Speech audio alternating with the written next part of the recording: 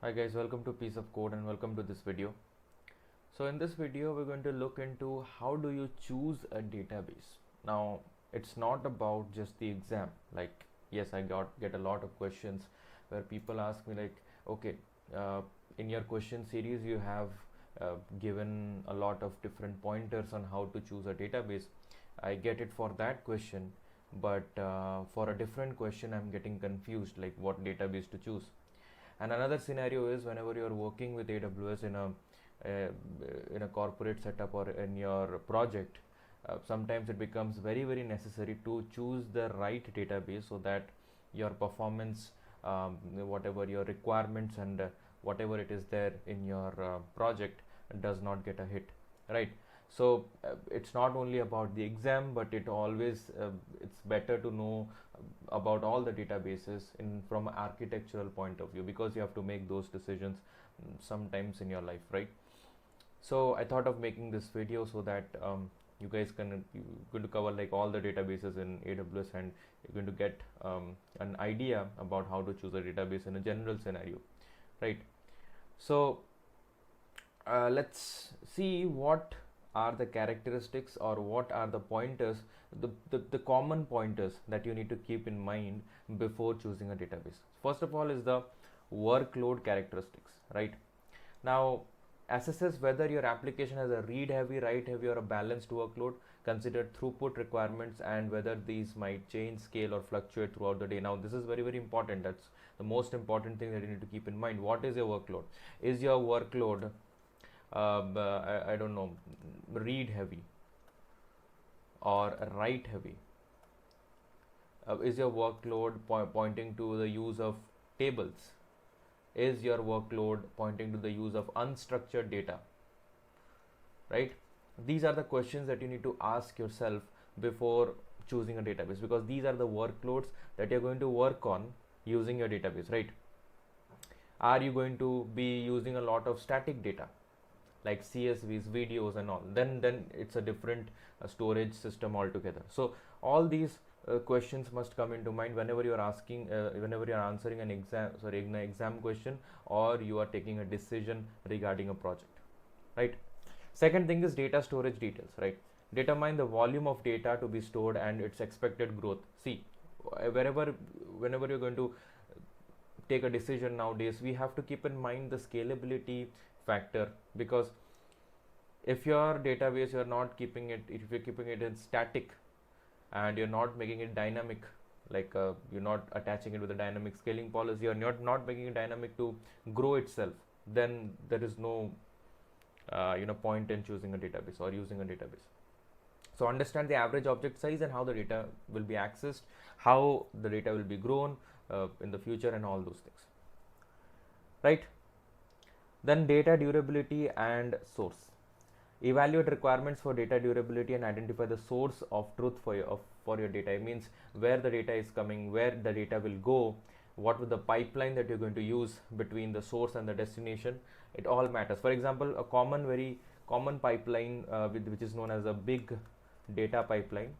You're going to see a lot of questions regarding this pipeline, where you ingest the data using AWS IoT, then you're going to put it in some Kinesis data stream or basically Kinesis data stream, and if you do not need real-time data, you put it in Firehose, and using Firehose you can export the data to either Redshift or S3, or it has 3 locations, you can export it to anywhere. So this is a very common pipeline that is being used in the most architectural scenarios and also in the exam questions. So keep that in mind, that your source and destination also matters whenever you are working with databases, because sometimes some databases are not compatible with certain sources and destinations.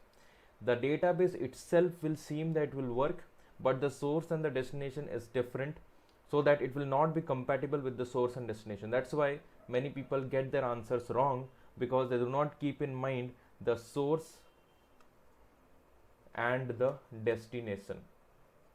So keep that in mind, that both of these things are very important. And pardon my handwriting, it's very bad. I just have to make do with it. Then comes the latency and the concurrent users. You have to keep in mind how many number of concurrent users are using a database and what is the latency involved with it. Is it a very, it is taking much time to get the data from your database? It is taking much time. If the latency is very much more, then probably it's time to either increase the number of read replicas or scaling a database or something like that. Then comes the data model and querying. Define a data model considering whether it's structured or semi-structured data, as I've discussed earlier right now, and how will you query the data, including considerations of joins and querying flexibility. As I've told you, if your data is, for example, using a lot of tables, it's using a lot of joins, then you should probably go with a relational database. If it involves unstructured data like CSVs and all, you can go with like DocumentDB or I don't know, DynamoDB. So these kind of things. Or if it is completely static like video or something, then it's probably S3 is the best option. Now see, all these answers are coming to my mind because I'm considering a lot of scenarios. Now there are a lot of other scenarios that you need to consider while answering the question. Okay, let's go to the next thing. Schema requirements. Determine whether your application demands a strong schema or if more flexibility is preferred. Consider needs for reporting, searching, and whether RDBMS or NoSQL database is more suitable. So schema is nothing but your database or your your diagrams or whatever you make. You because see, design is comes prior before selecting a database. First of all, you design whatever structure you need, the schema that you need, and then you choose the database, right? So make sure that you are choosing the correct database based on your schema or your diagram, right? Then comes licensing cost. Now this is the last step that you need to consider, because you have to think about, like, if you are using a cloud native databases or you are using some databases like in a managed way or like RDS, or you are creating your own database on an EC2 instance and managing everything by yourself. So that's the last thing that you want to do, because in some scenarios where there is a BYOL concept, where bring your own license, sometimes they will not allow you to use a managed database like RDS, or sometimes it will not allow you to use AWS's own RDS database, which is Aurora. Then in that case you have to think about this concept, being your own license. Either you have to use a reserved instance, or and in that instance you have to put your own SQL database and then run it, because some of your company's requirements may not allow you to use managed databases or like AWS or Aurora, like RDS or Aurora. So keep that in mind, because that kind of questions may also come. Aurora may seem the right option in the case of optimizations and faster efficiency, but still, if there is some BYOL concept there, you probably have to do with another option, right? So keep that in mind as well. So database types in AWS. So what are the types of databases in AWS, right? First of all, there is a RDBMS, which is such as RDS and Aurora, which excels in handling joins for SQL, online transaction processing, basically OLTP workloads, where you have both read and write workloads in you can say like in a 50-50 fashion, right? Then NoSQL databases such DynamoDB, so basically for JSON based structures. Then we have ElastiCache, which is kind of a cache for key value pairs. Whenever, for example, let me give you an example. Whenever in the exam there will be a question where you have to store user sessions, you have to do session management, then basically it's better to go with a cache, right? Then we have Neptune, or Neptune, whatever you say, specialized in managing graph databases, right? You're going to see each database in a minute, so don't worry about it. I'm just naming it down so that you will get a gist of what we are going to learn. Then we have DocumentDB, which is if you are using a MongoDB capability, then basically DocumentDB is your answer. Then we have Keyspaces, which is tailored for Apache Cassandra and all this kind of stuff, right? Now for object storage solutions, we have S3, which is optimal for large objects. We have Glacier. Obviously you know all these things. If you want to check out my S3 video, you can go and check out it in detail. Then Glacier is for backups and archives, right? It's much more less costly than S3 standard, because we have storage classes in S3, right? And Glacier probably is the last storage class which gives you like the least storage costs, right? Then we have data warehousing options, where we have Redshift. It's a basically, if you are OLTP workloads, you will go with RDS / Aurora. Just a hack. If you have OLAP or analytical processing workloads, you'll probably go with Redshift, right? Then we have Athena. Basically, if you want to run queries directly on Amazon S3, in the exam we have questions regarding Athena a lot. So if you want to run SQL queries directly on S3, then you will use Athena. Then we have EMR, which is designed for big data processing, which is Elastic Map Reduce. So EMR stands for Elastic Map Reduce. Then we have some search services like OpenSearch, which facilitates free text and unstructured searches. Then we have a graph database. We have already seen this, Amazon Neptune. Then we have ledger databases, which is Amazon Quantum Ledger Database, which is tailored for ledger related functionalities. And then we have time series database, which is Amazon Timestream, designed for managing time series data efficiently, right? I hope that is cool. Now let's go and let's look at each of these databases one by one. The first one is the Amazon RDS. I don't have to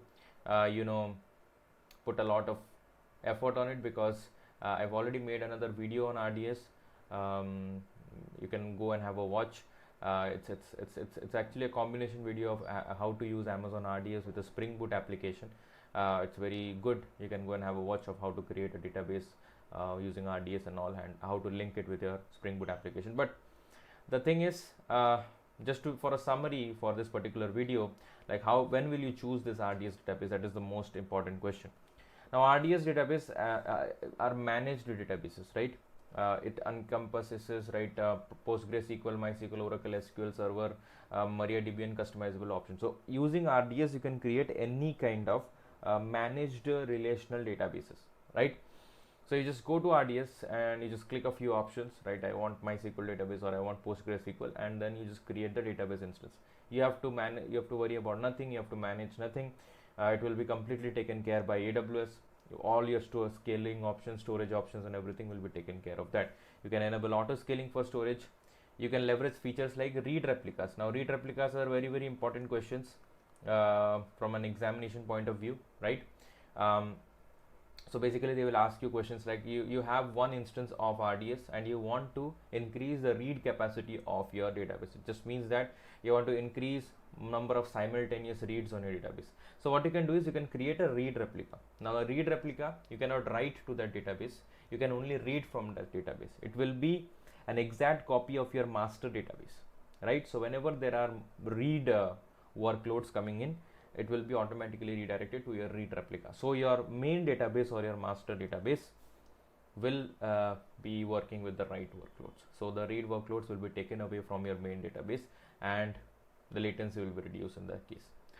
And multi-AZ is for disaster recovery or DR purposes. So don't get confused between read replicas and multi-AZ. Multi-AZ is nothing but you have two AZs, AZ1 and AZ2.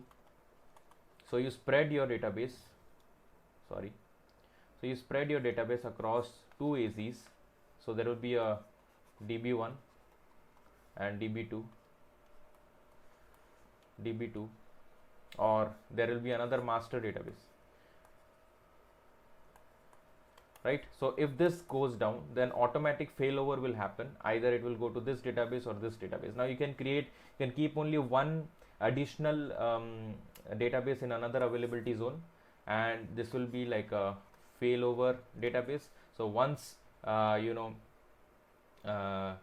your master database goes down, you just fail over to your standby database. You can call this as a standby database. It's a very good practice to keep two standby databases for your main database. That's why I have written two databases over here, but it's up to you how many standby databases you want to create. Now I have explained this concept very much in depth in my disaster recovery video. You can go and have a look at that. Okay, now implement robust security measures using IAM security groups, KMS, SSL, and secure transit. Basically, see, whatever database you create on RDS, it's just it's an EC2 instance loaded with a, for example, a MySQL database. And as we know that each EC2 instance can be kept inside a security group or can be linked to a security group. Now whenever you link something to a security group, you can create inbound outbound rules, what networks it will handle, what protocols it can handle. So whatever you can do with an EC2 instance, you can do with an RDS instance.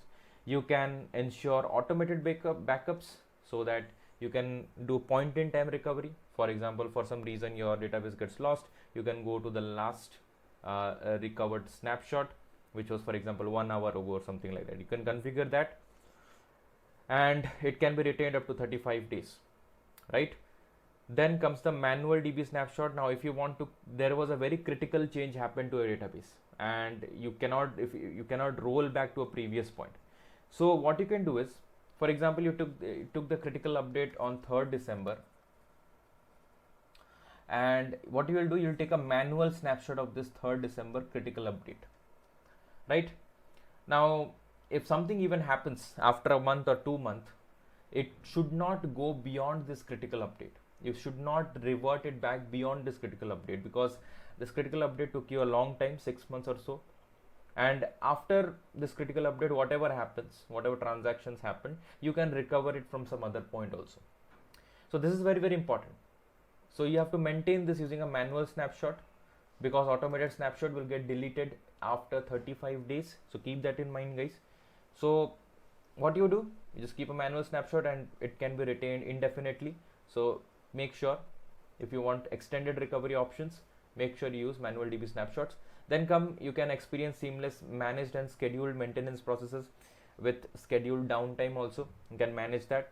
IAM authentication, as I've already told you, we can use IAM authentication, like which services can access your AWS. You can create roles, users, and groups. Like for example, you have a group of DBAs or database administrators. You can create a group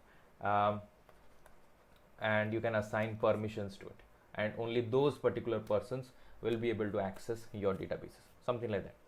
Then tailor the underlying instance with RDS custom options. Now RDS custom is a facility given by RDS so that you can log into your database console and you can do certain stuff, but it is only available for Oracle and SQL Server. When I say login into your this DB instance, basically logging into the EC2 instance. It is available. Obviously, if you do it manually using SQL, you load SQL into an EC2 instance manually, then you can obviously log into your EC2 instance. But as this is a managed service, by default they don't allow you to do that, because I don't know, you are not allowed to do that. So basically, if you want to do some custom things on your database, it should be Oracle and SQL Server, or then only RDS custom you can implement. But most of the cases you don't have to do that, because using a managed database basically just means that you don't have to manage anything. You don't have to SSH into an instance. Everything will be taken care by your provider.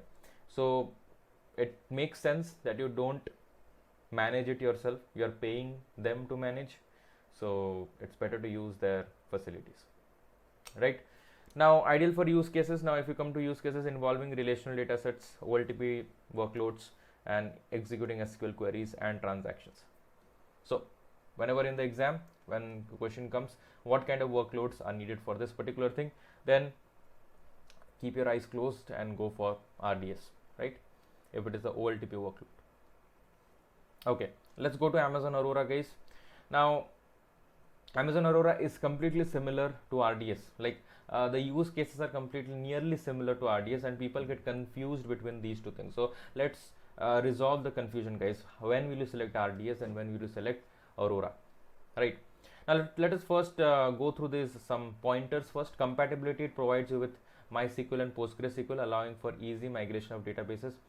Now when in the question, if it comes with MySQL and PostgreSQL and there is an option between RDS and Aurora, you'll always go with Aurora, because it will provide you with the best efficiency and best speeds, or you can say better than MySQL, because they claim to be. But when it comes to Oracle or SQL Server or something, nowadays also Aurora, I think it starts supporting them, but still now I don't think it supports. So if there is an Oracle or an RDS custom, this kind of question, then probably you should go with RDS rather than going with Aurora. Now coming to performance, obviously whenever there is a question in the whenever there is a point in the question that you have to go with a MySQL or a PostgreSQL database, and you need to keep in mind the performance should be the greatest, then your answer should be Aurora, because it provides you high performance with low latency read replicas, enabling efficient handling of read intensive workloads, right? Then storage and compute separation. Aurora separates storage and compute for more flexible and scalable configurations, right? Then coming to availability and durability, designed for high availability and automatic replication across multiple availability zones, ensuring durability and fault tolerance. So it provides you with more durability and availability than RDS by default, because by default RDS you have to enable them by yourself. You have to enable multi-AZ and everything, but if you use Aurora, by default you get that multi-AZ and read replication across multiple availability zones. So keep that also in mind. Then coming to scalability, auto scales both read and write capacity to handle varying workloads, supports the creation up to 15 read replicas, right? I think in RDS it supports up to 5 read replicas, but when it comes to Aurora, it supports up to 15 read replicas. So if there is a question regarding the number of read replicas, then Aurora always wins. Security, similar to RDS, it provides you with IAM authentication, SSL encryption, and integration with KMS for encryption at rest. Then backup and restore, same thing, automated backups with point-in-time recovery and up to 35 days. Automated backups and manual backups also you can do for extended backup. There is another very good option which it is, I would say, a better option than RDS. It makes it a better option than RDS, is this serverless option, where you make your database serverless. Basically you go into the serverless, and because RDS is not a serverless service, it is a managed service, so don't get confused between the two types of services. Serverless service is a service where you only pay for what you use, like for example, there is a piece of code you want to run. Whenever that piece of code is run, you are paying for that only. Other times you are not paying. But in case of RDS, your instance is always running. Even if there are only 2 queries per day, you are not paying only for those 2 queries. Instead of that, you are paying for the whole day, because your database is running 24/7. But in Aurora, there is a serverless option, because sometimes your workloads can be unpredictable, and if you haven't done good capacity planning, then it is probably better to go with the serverless option which Aurora provides. So that is a very big thing that will help you in differentiating the option in the exam, in the question. Then Aurora supports global databases, then it is known as Aurora Global. It allows for the creation of read replicas across multiple regions. Now this is a very, very important thing. First one is a serverless option, second one is the Aurora Global database. Now if you, in the exam, it asks, for example, you need SQL workloads, you need more read capacity, and you need read replicas across regions. Now these are all keywords which will help you in identifying the correct database, and you need it to be serverless. Then all these keywords point to Aurora, right? And definitely in the options there will be Aurora if all these key points are there. So always in the exam, guys, always search for these key points. Then coming for machine learning integration, it supports integration with Amazon SageMaker, Amazon Comprehend for machine learning tasks, right? Amazon SageMaker is nothing but you just create your machine learning models on the cloud. Like for example, in a Jupyter notebook, you are writing the models for regression and everything. You can write it in SageMaker, and it provides you with all the GPU and everything.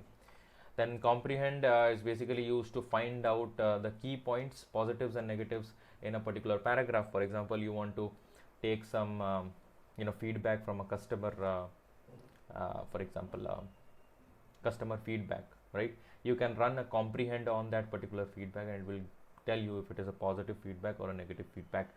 I've covered this in detail in my machine learning video. You can go and have a look at that. Okay, it's in the playlist. Then comes to database cloning, enables the creation of a new cluster from existing one, providing a faster alternative to restoring a snapshot, right?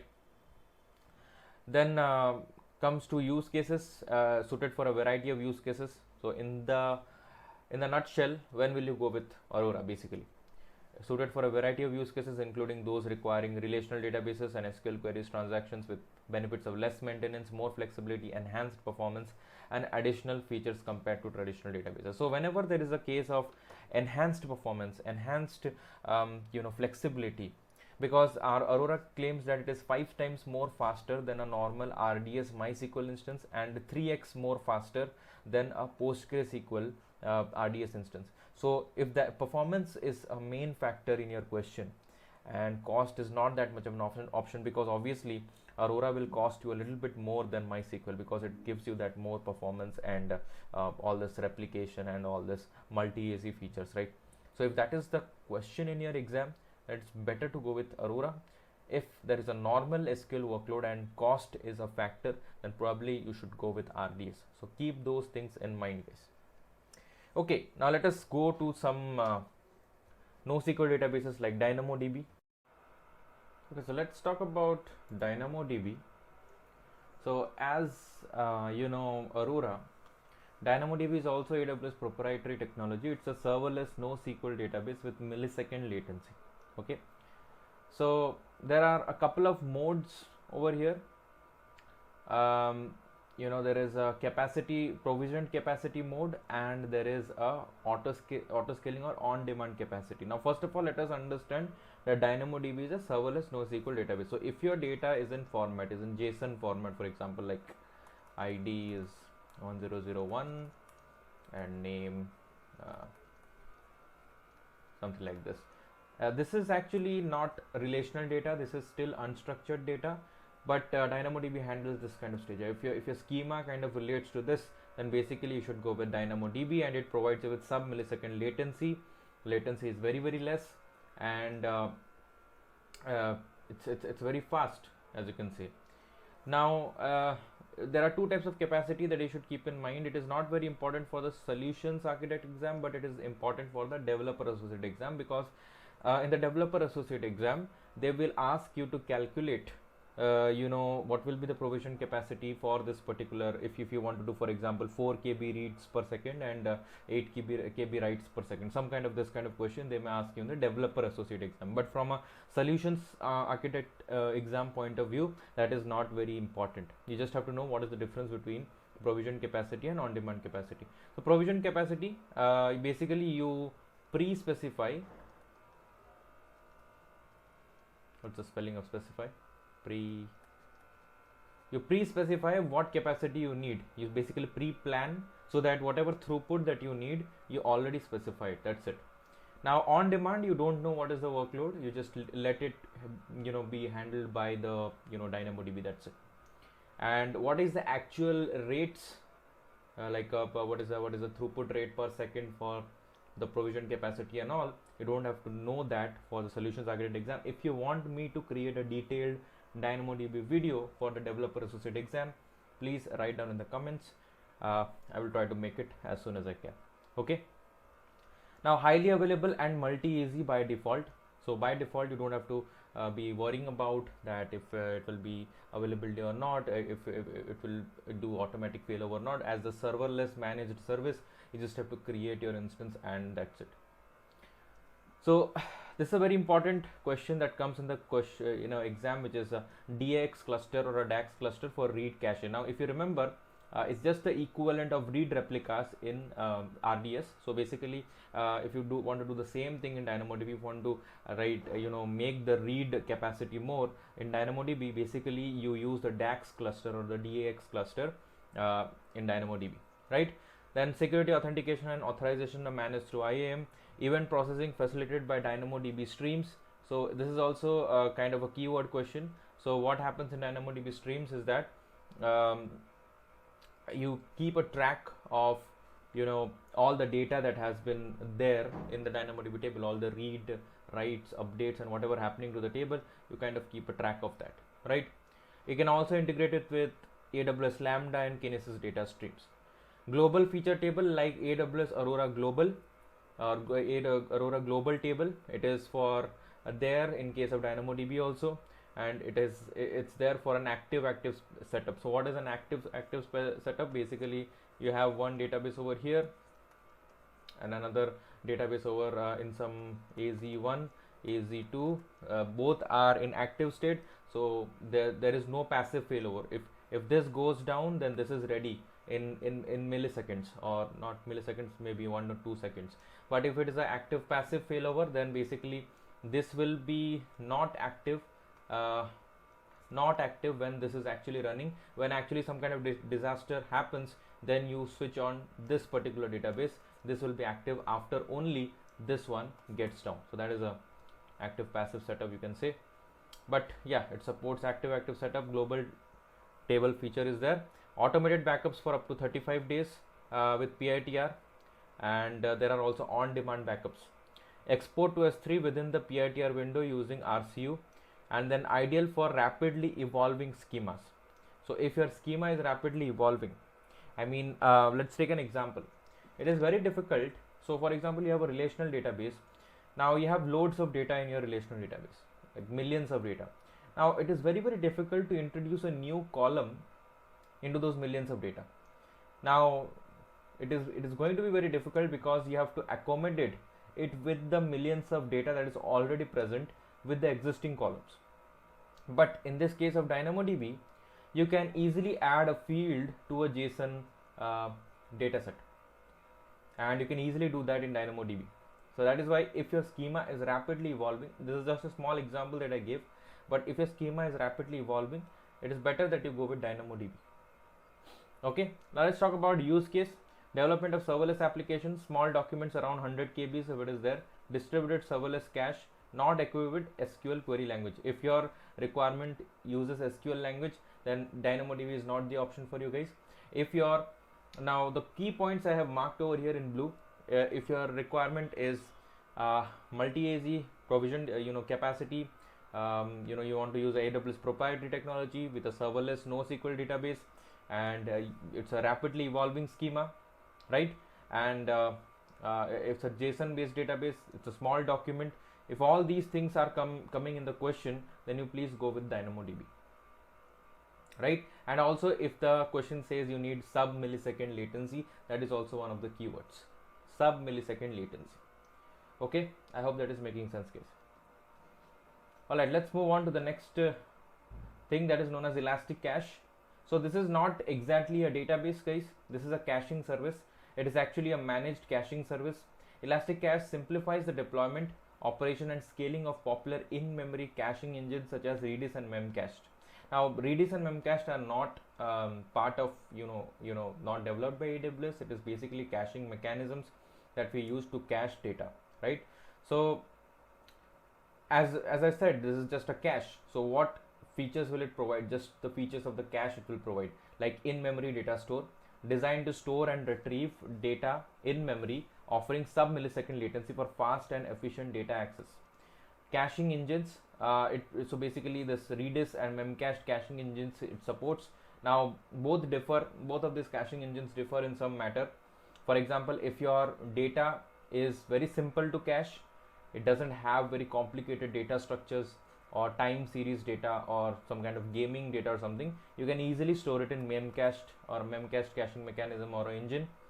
And if your data supports complex data structures like maps, sets, whatever, etc., and has some time series data or some tabular data and loads of complicated caching that you need to do, then basically it is better to go with Redis. So in the exam, whenever the question will come, the difference between Memcache and Redis, if the caching is on the less complex side, so very easy differentiation I'm telling you, if it is less complex, then please go with Memcached. If it is more complex, then please go with this Redis, right? So please remember this small differentiation, it will help you actually answering the questions better. Now EC2 instance provisioning, guys, requires provisioning of EC2 instances for hosting caching engines, offers various instance types to performance and memory needs. So basically this is a cache which will be hosted on EC2 instance. So whatever resources you need for your cache, you have to specify it while choosing the EC2 instance. Like you want 8 GB of RAM, or you want some kind of instance family also you can select, like you want compute instance family, because in your cache you want to do some computations as well. If you want to store a lot of data, so maybe you can go with memory optimized or this kind of stuff, right? Not memory optimized. If memory optimized is for more RAM, I would say. So compute optimized or whatever you need, computation power you need, you would basically go with that particular instance type, right? You can also specify whatever resources you need.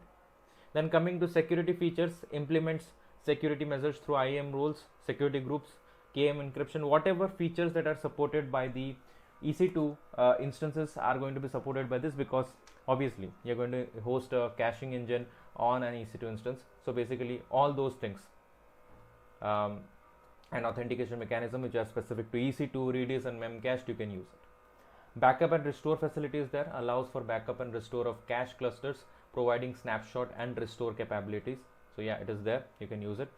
Managed maintenance, ElastiCache handles routine maintenance tasks, ensuring that the service is up to date and secure. So it's also a managed maintenance also happens, you don't have to worry about that. It handles automatically all those routine maintenance tasks and all that. You don't have to hit your head over it. I don't know what I'm saying, but I hope it makes sense. Now, one thing that is a small drawback in this case, and actually it is a drawback in most of the cache engines, is that if you want to use a cache, you have to make heavy code changes. See, why do you want to make heavy code changes? Let me give you a very small example. You're making a DB call to find something, to find an employee by the ID. So you say find employee by ID, and you pass in the employee ID. Now this method will call a DB call, will make a DB call to the database. Okay, simple thing that you do. Now if you are using a cache, what will be a first approach? You will first try to find this method in the cache. If the method is not present in the cache, then basically what you do is you find it in the database. So you'll make some code changes. You will say, okay, if you make a method is in cache, right? You pass in the employee ID, right? So if is in cache, then you also take a not. If it is not in cache, then you call this method find employee by ID, else you just directly retrieve it from the cache. There's a small code change. It's a small code change for this small implementation, but maybe your code will having a lot of DB calls and a lot of session management systems and all. In that case, maybe you have to make a lot of code changes. And if the question, remember in your mind, if the question says that it is okay with the code changes and it needs a caching mechanism, or somewhere it has to increase the read capacity, or do better session management, or cache some time series data or gaming data, but they are okay with the code changes. If that is the case, then go with ElastiCache. Otherwise, if they say that they do not need complicated code changes and ElastiCache is one of the options, then it is better to not go with ElastiCache and go for a better other approach. We do not need code solutions, code changes, like you can also use some read replicas or DAX clusters or DynamoDB also. So it depends on the question. If the question is okay with the code changes and it is okay with the caching, then please go with ElastiCache. Otherwise just go with something else. Yeah, I am making a point over here because a lot of questions come from this thing, and a lot of people make the mistake of going with ElastiCache instead of not going with it. Sometimes I also say where you do not need to go for the option, and this is one of the cases. Okay, so use cases, as you can see, well suited for scenarios involving key value stores, frequent reads, less writes, caching results of database queries, storing session data for websites, situations, whatever I have told you. Just this is a summary. I'll share this notepad, this OneNote with you, for your summary purposes. You can have a look at it later on. In conclusion, ElastiCache serves as a managed caching solution that enhances application performance by providing fast and reliable in-memory data storage and retrieval capabilities. Right? So let's move on to our good old Amazon S3. I don't have to take much time in here because I have made a separate detailed video on S3. You can go and have a look. I'll just, like other services, I'll just take a small summary of it. So it is a object storage. If you have data where you have to like store images, videos, files and all, you will use S3 because that is objects, right? If you want to store objects, then please go with object storage like S3. Scalability and durability. Now it is 11 nines durable, which is very good, I would say. And it allows users to store and retrieve any amount of data at any time. So it is very good also. You don't have to worry about scalability also, and durability also. In the case, it is very okay. So very fine actually, not okay. Data organization. Now you know that simple thing. In S3, data is arranged in buckets, so it's a database. Sorry, my bad. In buckets. I hope this is a bucket. It's a very ugly bucket, but still it's a bucket. So you store the data like images, files, whatever. These are known as objects into buckets, right? Objects and buckets. Keep that in mind. That's all we are going to talk about. Now, data access control. S3 supports fine-grained access control policies for individual users or identity access management (IAM) roles, ensuring secure data access. So you can use IAM for who can access your bucket. That is a high-level access. Then there is another, two-way you can do. There is another way where you can use something known as the bucket policies. Bucket policies, where you can also write individual rules of a single object also. You have an object that is known as, for example, bike.png, and you want only specific users to access this bike.png. So you can write a bucket policy where you let user u1 and u2 to access this bike.png. That is known as bucket policies. You can do that using bucket policies. Okay, now coming to, so this is done, data access control is done. Coming to data transfer acceleration. Now there is something known as, if you want to accelerate the data that is sent and received from S3, you can use data transfer acceleration. And basically, to be more precise, it is known as S3 transfer acceleration. It enables fast, easy and secure transfer of files over the internet. Okay. So whenever there is a question comes in the exam, you have to make the S3 faster or something like that, the retrieval and this data faster, then you can use S3 transfer acceleration. S3 transfer acceleration. Now coming to versioning, guys, so S3 supports versioning of data, which is very good. For example, you have this bike.png. Now your editor made some changes to the bike.png. So what you want to do is you want to keep a backup of bike.png, so that if the new image is not liked by the users, you can easily revert back to the old image. So you enable versioning and you keep the new version as the current object, bike1.png. Now the user didn't like it, so what you do, you just delete this version and it will have a version number associated with it, 1001 for example. So you delete the version number bike1.png if it is not liked, and you revert back to the older version, which is bike.png. I hope that is making sense, guys. Okay, now talking about lifecycle policies. Automate the migration of objects between the storage classes or expiration of objects using lifecycle policies. Now we know that in S3 there are a lot of classes like standard, right, glacier, glacier deep archive, and so on, right? We have all these things. Now if you want, you can manually move the objects by your own, or you can use something known as S3 lifecycle policies, where you write a policy and say after 60 days move it to infrequent access. Infrequent access is another class in S3, right? Storage class. After 90 days move it to glacier. So if you want this to automate itself, then you can use lifecycle policies. It is very important. And you can also write deletion retention policies also. I mean, after 365 days just delete the object.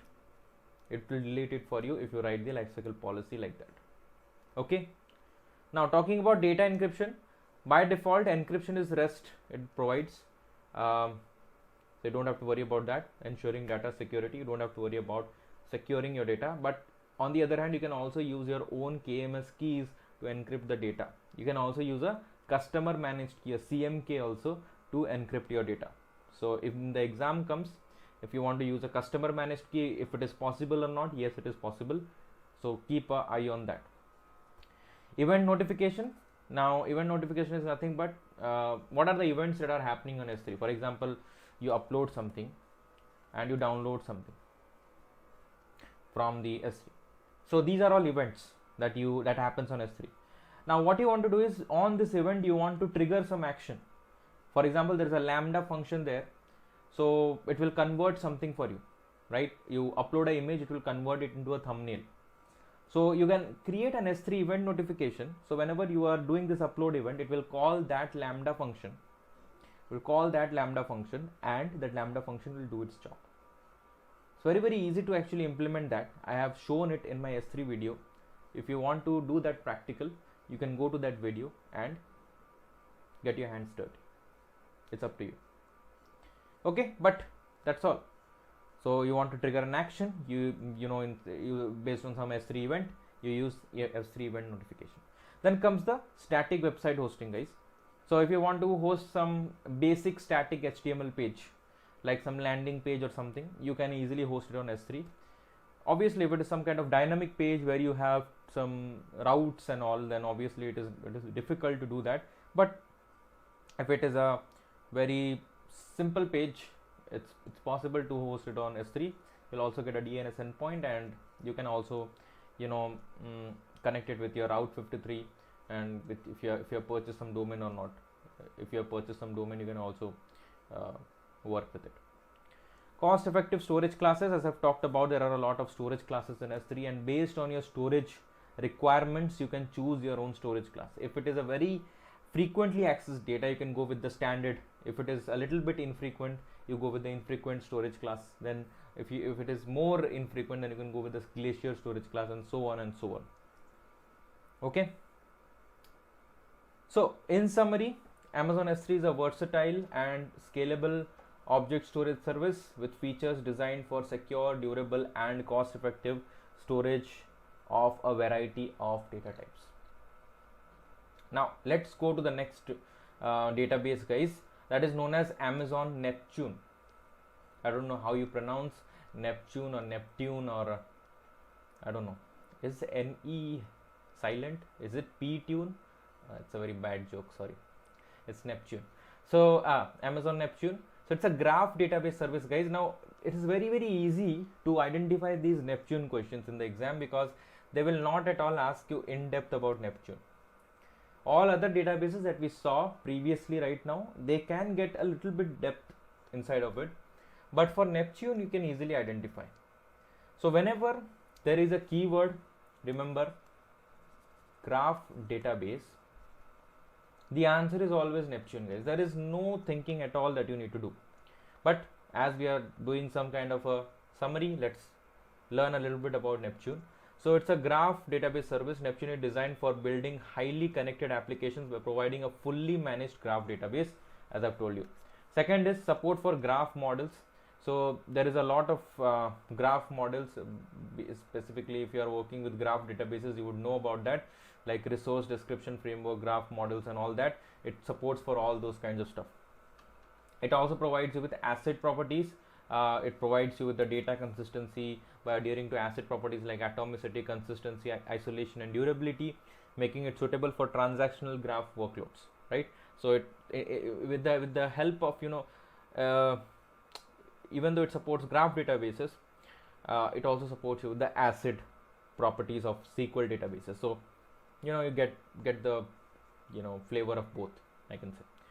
Highly available and replicable. It's actually common to all databases, so this should not be a very deciding factor for your options, because there is no database in AWS that which says only single availability zone, because it doesn't make any sense at all. So you don't have to remember this point at all, because maximum of the databases in the AWS are providing with multi-easy capabilities, and it is coming out of the box also. You don't have to even configure it. Read replicas. These are also one of the common features. It is mostly available in RDS. It is available in DynamoDB by the name of DAX. Over here also read replicas are available, so it is also very common feature.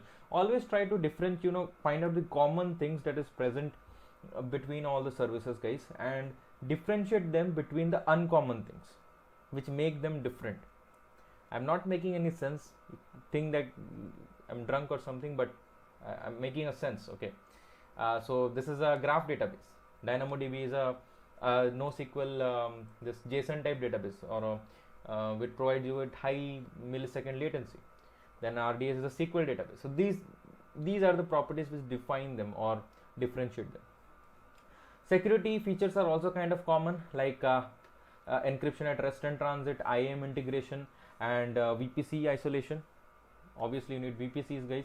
Gremlin and SparkQL query languages, it supports graph traversal language. Gremlin, it's a graph traversal language, and SparkQL, a query language for RDF graphs. So it is supports that. So if in the exam something comes with Gremlin and SparkQL support, then Neptune is your answer. Coming to automatic backups and restore, Neptune performs automated backups and allows point-in-time recovery, enabling data restoration to a specific point. This is also a very common feature, guys. Integration with other AWS services also is a very common feature. It integrates with AWS Lambda, Amazon S3, and CloudWatch for various use cases. Scalability, it provides horizontal scalability and by allowing users to add more read replicas to handle growing workloads. It's also very common. Graph query optimization. Neptune optimizes graph queries for performance, allowing effective traversal of highly connected data. It can be used in a question. It can say that you have you have your own in-house graph database, and you have Neptune which supports this graph query optimization. So which database do you want to go with? Then your answer should always be with Neptune because of all these features. So in summary, Amazon Neptune is a robust, fully managed graph database service with features tailored for building applications that require efficient processing of highly interconnected data structures. Basically graphs, right? I hope that is clear, guys. Okay, then move on to the next question. Sorry, not the next question. It's a what we call like DocumentDB. So DocumentDB is also a very common. You will be able to easily identify DocumentDB because the only question that comes regarding DocumentDB that you have some MongoDB API and you want to call, and you want to migrate your MongoDB database into AWS and make it completely cloud native. Basically, that is where DocumentDB will come into the picture. If anything that is related to MongoDB, I'm just going to write it in this bigger letters, so you'll be able to catch it, and you'll store it in your mind. So compatible with MongoDB API, uses you familiar with MongoDB. Fully managed service, this is also very, very common thing. As a fully managed service, DocumentDB handles routine database operations such as backups, patch management, automatic scaling, whatever. Scaling and performance, guys, DocumentDB offers horizontal scalability by allowing the addition of read replicas. See, this is also very common, and for read intensive workload. So see how common these points are, even though they are looking like a lot, but still these points are very common between all these databases. So now you shouldn't stress yourself that there is a lot to remember. Instead of that, you use your brain as a cache and remember all those common things at one place. If there is something uncommon, then go and query your brain, right? Multi-AZ deployment, the service supports deployment across multiple availability zones, AZs for high availability and fault tolerance. Then coming to security features, DocumentDB ensures data security and encryption in rest and transit. It integrates with IAM for access control. It's also a very common thing. It allows you ACID transaction. This is common with RDS and this Neptune, and also now with MongoDB. Now it supports ACID transactions. Now MongoDB, if you would think that this is a document database, which is not it's a NoSQL database, how it supports ACID transactions. So basically it's a feature. If you have this requirement and you want to use MongoDB, then it is available in DocumentDB. So if there is a question related to that, then your answer should be DocumentDB. Now, if your data is in document model, as I just told you, it is designed to store, query and index semi-structured and structured data in form of JSON-like documents, providing flexibility in data representation. Okay. Indexing and query optimization. DocumentDB supports indexing for efficient query performance. The same thing we saw in Neptune also. It provides you with graph query optimization. So now here DocumentDB supports efficient query optimization. So just a change in words, but ultimately they makes everything faster. That's it. So faster. Backup and restore, very common feature. Automated daily backups are performed, and point-in-time recovery allows users to restore data to a specific timestamp. Compatibility with popular tools. So like users can use their existing MongoDB drivers and tools to connect to DocumentDB. Basically, you are using Mongoose, you know, this very popular driver, or you can say library. It is in Express.js. We use Express.js. We use Mongoose to connect to our what we call MongoDB API, right? So you can use the same thing to connect to your DocumentDB. You can use same Express.js backend framework in a Node.js environment, and you can connect. This is just an example. You can also use Java also. It's up to you. Now, integration with AWS services, very common point again. DocumentDB can be easily integrated with other AWS services like AWS Lambda, Amazon CloudWatch, and AWS Identity and Access Management IAM for various use cases. Okay. In summary, Amazon DocumentDB is a powerful, fully managed NoSQL database service that combines the flexibility of a document model with the reliability and scalability of a managed service. Okay. Ultimately, whenever there is a question related to MongoDB on AWS, MongoDB API, document data type, efficient query optimization, you just go with DocumentDB case. Plain and simple. Alright guys, let's move on to the next database, which is Amazon Timestream. Okay guys, let us talk about Amazon Timestream. So now we talked about a lot of databases, and yeah, this also has a specific purpose, and that purpose is basically it's optimized for managing and querying time series data, right? Whenever there is a question that is revolving around time series data, then probably your answer should vary around Timestream, and they don't even go inside a lot of depth regarding Amazon Timestream also. So yeah, it's a sure short answer if you get a question regarding Timestream. Okay. Now it has a serverless architecture, like a lot of databases like DynamoDB and DocumentDB and all those kind of stuff. It's a serverless architecture. It's kind of a common feature. Ingestion of high frequency data it provides. The service supports high frequency data ingestion, allowing users to store and analyze data with millisecond precision. Then we have retention policies also, like we have retention policies like for how much time you want to retain the data, right? So if you want to retain it for some period of time, you can also manage the life cycle of the stored information like we do in S3 and all. So that is one point that you need to ponder about. Like there can be a question like, if you want to retain some data in Timestream, is it possible or not? So that is a differentiation point. You have to remember that. Then talking about the query language, it supports a purpose-built query language for time series data, supporting functions and operators to perform analysis on the temporal data sets. Okay, so query language is it can perform analysis on your time series data. Yeah. Built-in analytics functions, so it provides you with analytic function for common time series operations, reducing the complexity of querying and analyzing the data. So it has a lot of inbuilt functions and operators which enable you to query the time series data and also analyze the time series data. So it's not just ingestion of the time series data, but also performing some queries and operations on it, right? Integrated storage and query processing, it kind of follows around on the same point that we just discussed. This architecture combines storage and query processing capabilities, optimizing performance for time series workloads. Okay, so it optimizes the performance for time series workloads. Kind of a common point. like query processing, query optimization, all these things we just saw in Neptune and in all these DocumentDB, all this kind of stuff. Okay, then coming to scalability, it's also a very common point. Time series scales horizontally to accommodate growing datasets and increasing query demands, ensuring consistent performance, right? Integration with AWS ecosystem, it seamlessly integrates with other AWS services, facilitating connections with services like AWS Lambda, SageMaker, QuickSight for additional functionality. Now, this is also a very common point. Like most of the databases, if rather not all, integrates with like most of the AWS services. So that is a no-brainer when it comes to answering that kind of question, right?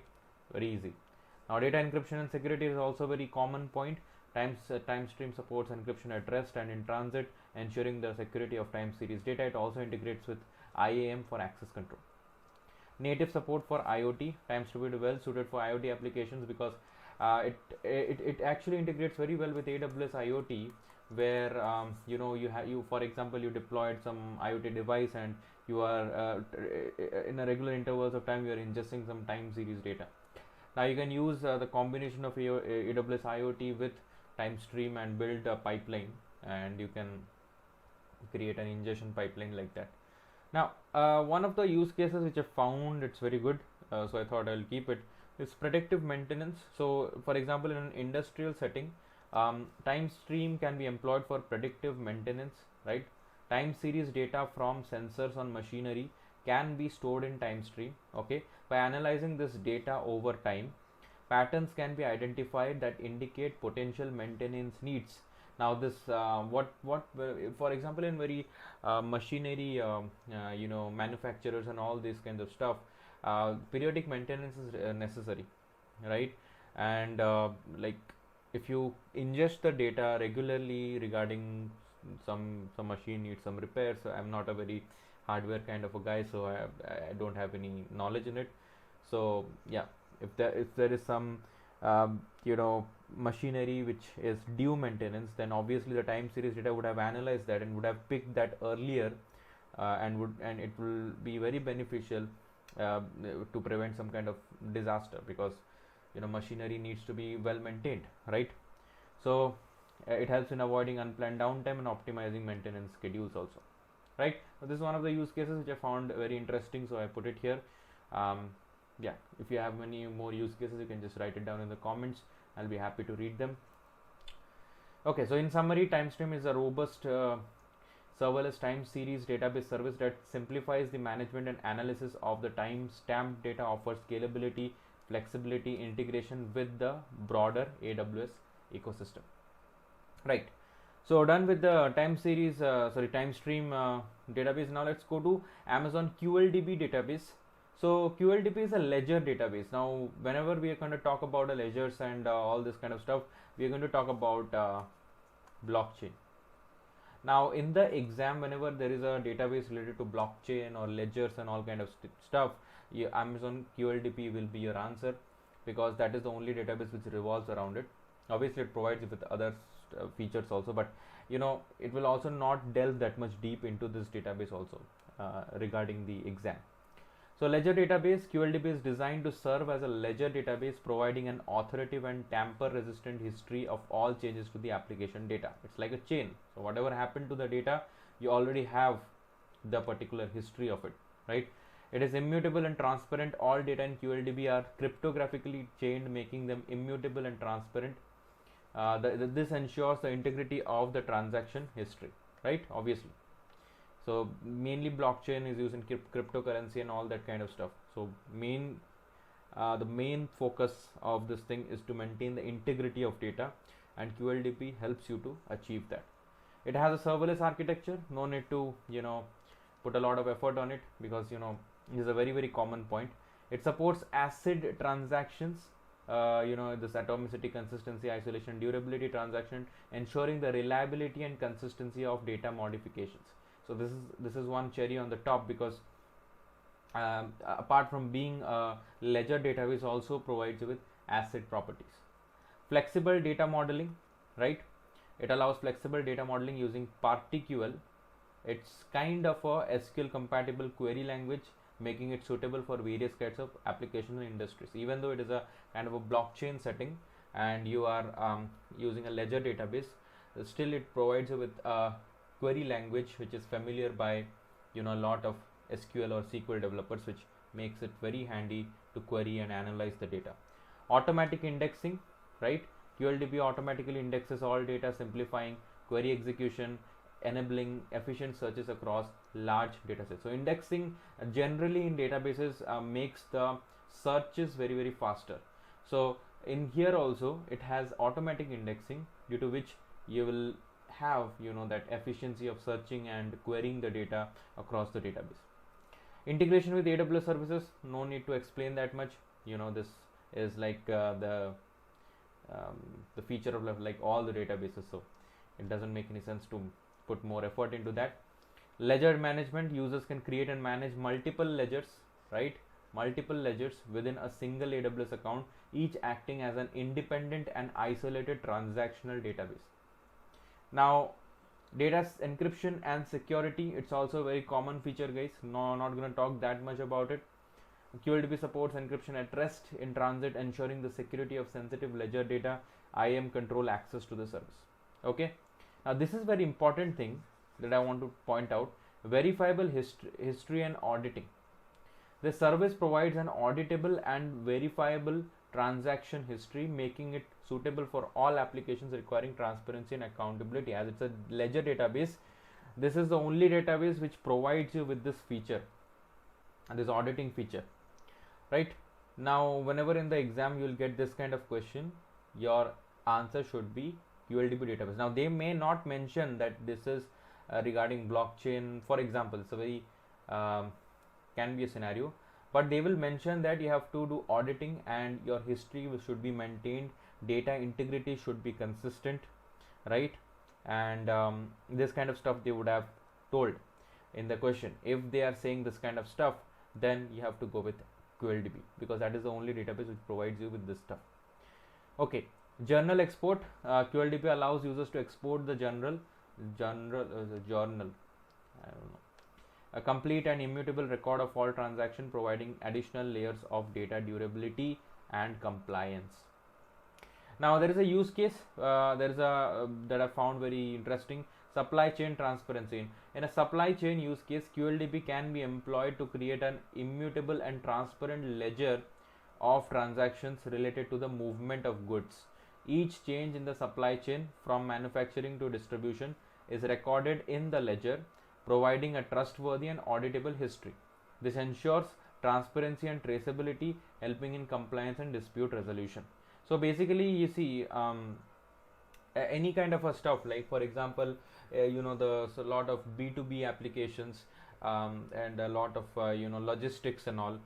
Whatever these kind of scenarios, you need to have a proper track of each step, because for example, if you are running a B2B service, now what can be the involvement of a particular B2B service? First of all, the for example, the user will place an order, for example, then that order will be sent to a particular manufacturer. The manufacturer will manufacture the things, then it will be sent to a data warehouse, and from that warehouse the logistic people will come, they will pick it up, and then they will send it to a proper destination, and from the destination these whatever these guys, all these parcel services guys, whatever delivery guys will pick up, and they will send it to your particular home, for example, or another warehouse. So there can be a supplier warehouse, there can be a buyer's warehouse, I don't know, just mixing everything up. But whatever I'm saying, it just means that there is a lot of steps in between that needs to be covered, and each point of time you need to have something that keeps track of it, right? So you can go back and audit it if necessary. And this is one of the use cases where there should be a transparent chain of actions from the source to the destination. So I hope this is making sense. And whenever this kind of scenario comes up, and if it is a scenario based question, your answer should go to QLDB database. It's a ledger database. So in summary, QLDB offers a scalable serverless ledger database solution built in immutability, transparency, and cryptographic verifiability, making it suitable for applications requiring a secure and tamper-resistant transaction history. Okay, makes sense? All right. So let's move on to Amazon Keyspaces. Now, this is a very important keyword that you should keep in mind. Apache Cassandra compatibility. Now, Keyspaces has Apache Cassandra compatibility, right? So whenever there is a question related to Apache Cassandra, Cassandra query language and drivers, your mind should go to Keyspaces. Other than that, it has a serverless architecture, right? It is scalable and it is fully managed. So all these things are pretty common, right? Like in serverless architecture, you get patching, capacity management, and maintenance. In scalability, you get Keyspaces, this on-demand capacity management, enabling application to scale seamlessly in response to changing workloads without manual intervention. Basically, the proper definition of scalability, right? It is a fully managed AWS service. It has a global distribution. Applications can be deployed globally with the ability to replicate across multiple AWS regions. Make sure you remember this, providing low latency access to the users around the world. All right. Then talking about security, Keyspaces supports encryption at rest and in transit, ensuring the security of data. It's also a very common point between the databases, right? Point-in-time recovery. The service provides continuous backups and allows point-in-time recovery. This is also common, automatic backups you can take. This is a very common service between the databases. I'm repeating it again and again so that you can catch it.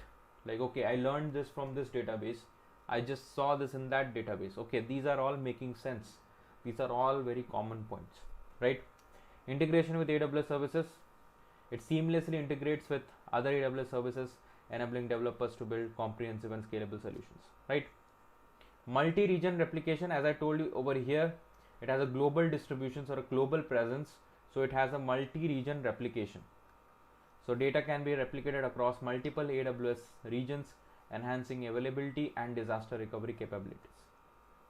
Then it has a pay-as-you-go pricing or an on-demand pricing, which have, it's very common. Okay, now a use case, pretty good use case is IoT data management. I thought, let's go to a different use case for this.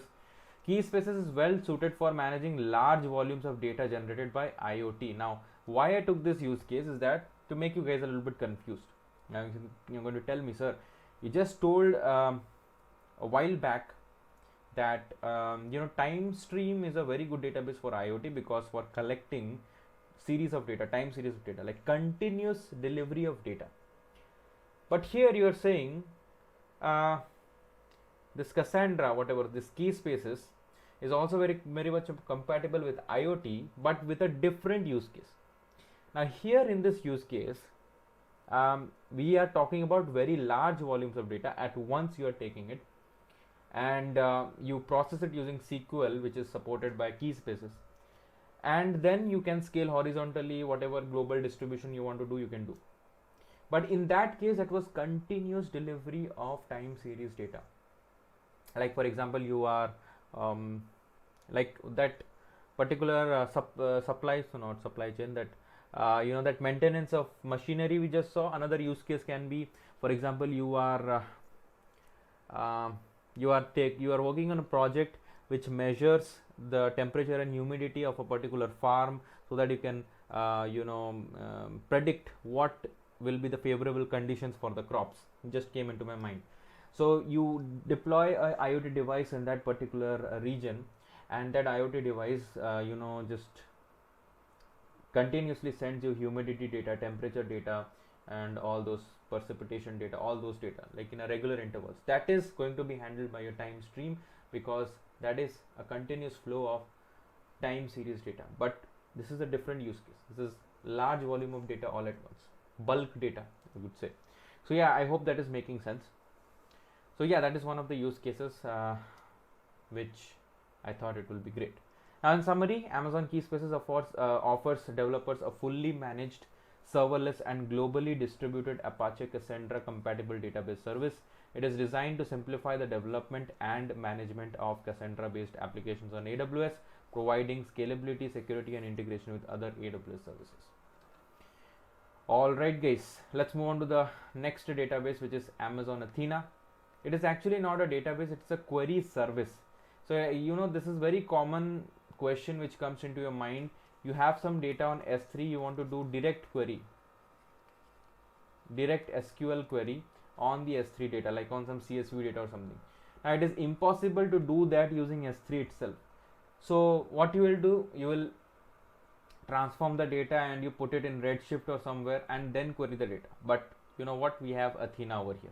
So Athena is a serverless interactive query service that allows users to analyze data in Amazon S3 using standard SQL without the need for infrastructure provisioning. You don't have to do anything, directly go and query. It has a pay per query pricing. It has easy integration, like Athena seamlessly integrates with various data formats including JSON, CSV, Avro and Paraquet. It supports schema on read, allowing users to query data without defining a schema beforehand. So as I've told you, you have some data on S3, you don't have to pre-process it, don't have to like put it in a different destination, nothing. Just directly query the data using Athena, and it's a very, very popular question, and you can get around 2 to 3 questions at least in the exam, guys, revolving around Athena and S3. Not directly, but sometimes just read the question and you'll think that okay, just 5 questions back I just answered the same question, but they are asking it in a twisted way. If you are able to get that, then you will get 2 to 3 questions correct in using Athena and S3 also. That's why I suggest, it's a very important thing just to remember, you can use S3 with Athena. Now it is SQL compatible. Athena uses SQL, making it accessible to users familiar with standard SQL queries. This eliminates the need for learning a new query language, obviously. It's a very good thing. Federated query support. Now Athena supports federated queries, enabling users to query data from multiple AWS sources, including Amazon RDS, Redshift and others. Now this can be also a question in the exam. It says you want federated query support and you want to directly query the S3, Redshift and some other RDS database. So what will you use? In that case, your answer should be Amazon Athena, right? Federated query support. This is also important thing. I'm just going to mark it as important. So just remember, it's a small point. Encryption and security, it's similar thing like the other databases. Like data queried using Amazon Athena is encrypted in transit and at rest. It integrates with IAM for access control, allowing users to manage permissions effectively. Schema evolution. Athena supports schema evolution, allowing changes to structure of data over time. This flexibility is particularly useful when dealing with evolving data formats. Now there are some use cases. One of the use cases is this log analysis of data. It's a very common use case. You can store logs directly on S3, right? And you can run some SQL queries on those logs to find some insightful data, like for your application performance or some error logs or something like that. You can use this thing. It's a very common use case, so you guys can have a look at it. Ad hoc data exploration. Data scientists and analysts often use Athena for ad hoc exploration of data in S3. Its serverless nature and SQL compatibility make it suitable for quickly running queries on diverse datasets. Right, as I've told you, it also provides you with the federated query support, so you can run this kind of SQL queries on multiple data sources. Integration with BI tools. So Athena integrates seamlessly with popular business intelligence tools such as Amazon QuickSight. Now a quick thing about Amazon QuickSight, it is a kind of a visualization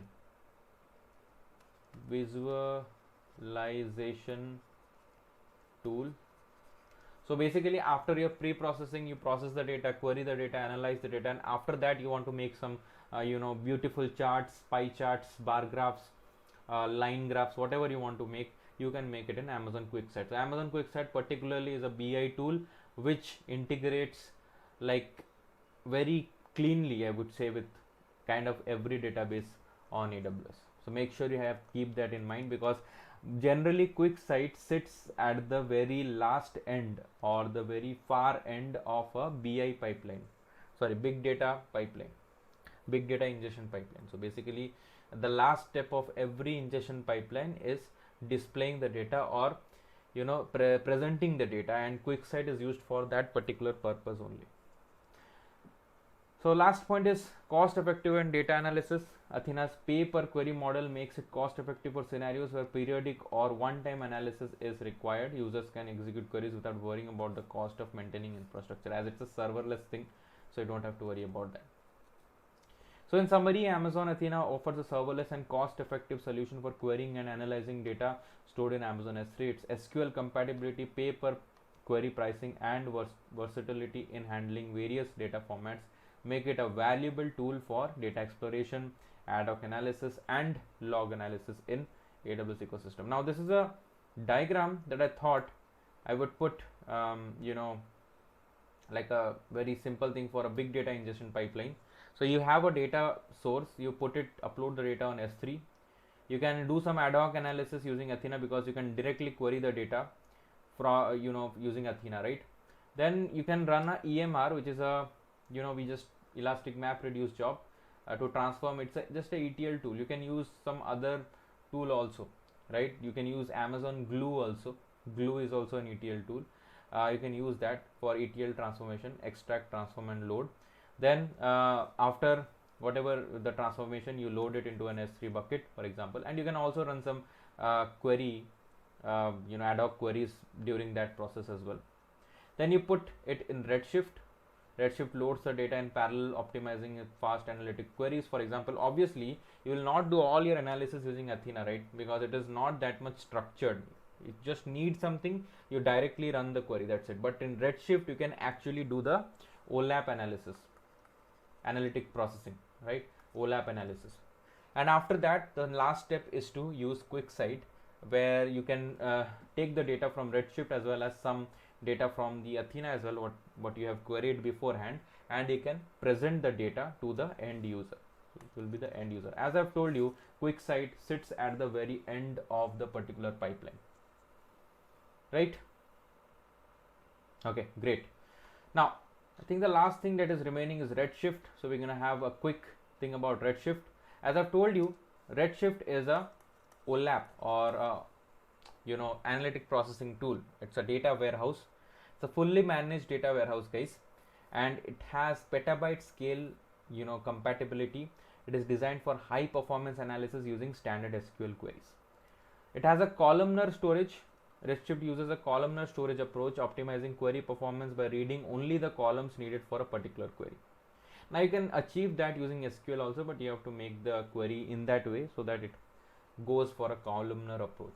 If you query the whole table, like it has millions of data, then why are you using Redshift then? That doesn't make any sense. So in the exam, they may ask you a data warehouse which has a columnar storage, then your answer should be Amazon Redshift. Great.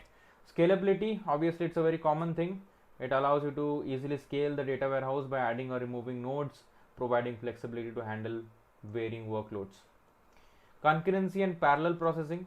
It supports high levels of concurrency, allowing multiple users to run complex queries simultaneously. Parallel processing capabilities enhance the speed of query execution. So you can do like a multi-threading thing.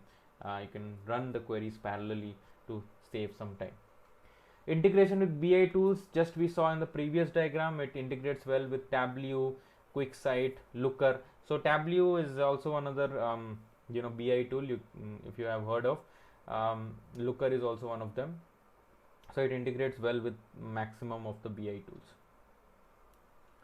It supports advanced compression. Redshift uses advanced compression techniques to minimize storage space and reduce costs. This is particularly beneficial for large data sets where storage efficiency is crucial. So obviously compression, data compression, if you have petabytes of data, it is better to compress the data, and whenever you need it, you extract a part of data. So you can do that using Redshift. Automated backup and snapshots, very common thing, right? We have seen it done in a lot of databases. Security features, it integrates with IAM for access control. It also supports encryption, which is kind of common through all the databases that we have seen till now. Next comes the materialized views. Now Redshift supports materialized views for pre-aggregated data, enhancing query performance for frequently accessed summaries or aggregations, like a cache, you can just say. Basically it is kind of a same thing as a virtual table, if you have heard of it, where you temporarily you keep some data there, like to enhance the query performance. And you can also compare this materialized views as a view table, or you can also think of it as a like read replica or DAX cluster, right? So these are all techniques I'm telling you to remember this materialized view word, because you may not remember it in the first attempt. So kind of compare it with other services things, and you will be able to remember. Okay, now use case business analytics. It's a very common use case. Redshift is commonly used for business analytics and reporting. It enables organizations to analyze large data sets efficiently, providing valuable insights into the business performance. Data warehousing for IoT. Redshift is suitable for handling large volumes of data generated by IoT devices. It allows organizations to store, analyze, and derive insights from IoT data to make informed decisions. Okay. Complex queries and data exploration. As I've told you that in the previous diagram, I told you that you cannot achieve everything using Athena because it is not well structured. You cannot run very complex queries using Athena. It has to be very structured format. You have to be divide it in a separate chunks and all, and you can achieve that using data warehouse, right? Cost effective scaling. Redshift's ability to scale up or down based on demand makes it cost effective. Users only pay for the resources they consume, optimizing costs for varying workloads. So in the end, Redshift is a powerful and scalable data warehousing solution that caters to the needs of businesses requiring fast and efficient analysis of large data sets. Its features include columnar storage, so scalability, integration with BI tools, and security measures, and blah blah blah. All right, so here is a very another diagram about data ingestion pipeline, where we have the source data. It is coming from a lot of different places, and here if you see store, ingest, and backup, in this layer we have a data lake, and you store it in a S3 data lake, and you process the data. Then these are the tools that is used for transformation. So as I've told you, this comprehend service, we just I just gave a small hint how to use a comprehend service, like to generate feedback and all. You can use that. As I've told you, see, AWS Glue is a ETL service. As I've told you, you can use it as a ETL service instead of EMR, which is a Elastic Map Reduce job. You can also Lambda. You can also deploy Lambda functions for some other stuff. You have Redshift for this warehousing solution, and you have Amazon CloudWatch for monitoring and alarms and some other features, monitoring and logging and all those kind of stuff. Then you have a value layer where you perform the queries and all those things, analysis that you do. So you have this Athena, you have Redshift, and there is if you want to use some ML capabilities, then you can use the SageMaker platform. As I've told you, you can create your own models, machine learning models and all, and they can run on your data.